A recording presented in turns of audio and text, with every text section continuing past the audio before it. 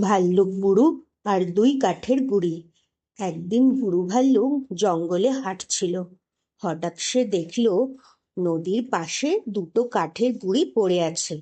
একটা গুঁড়ি খুব বড় আর মসৃণ, আরেকটা ছোট আর একটু খসখসে। পাখি আর অন্যান্য হরিণরা বড় গুঁড়িটার উপর বসে আনন্দ করছে। ছোট গুঁড়িটার কাছে কেউ যায় না।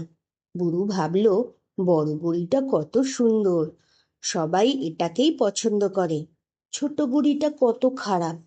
এই ভেবে বুড়ো ছোট গুঁড়িটার দিকে তাকিয়ে বলল, তুমি তো একদম অকাজের। ছোট বুড়িটা চুপ করে রইল। কিন্তু হঠাৎ বৃষ্টি শুরু হলো। সবাই দৌড়ে বড় বুড়িটার কাছে গেল, কিন্তু সেটা খুব পিছিল হয়ে গেল। কেউ ঠিক মতো বসতে পারল না। তখন বুড়ো দেখল ছোট বুড়িটার উপর বসা বেশ আরামদায়ক, কারণ সেটা খসখসে বলে পিছলে যায় না। ধীরে ধীরে সব প্রাণী সেখানে এসে বসতে লাগলো। বুড়ো অবাক হয়ে বলল, আরে, তুমি তো অনেক কাজে লাগো। ছোট বুড়িটা যেন মৃদু হেসে বলল, সবাই সব সময় একরকম নয়, যে যেটা পারে সেটাই তার বিশেষত্ব। বুড়ো তখন বুঝল সে শুধু অন্যদের দেখে বিচার করছিল, বড় মানে সব সময় ভালো নয়।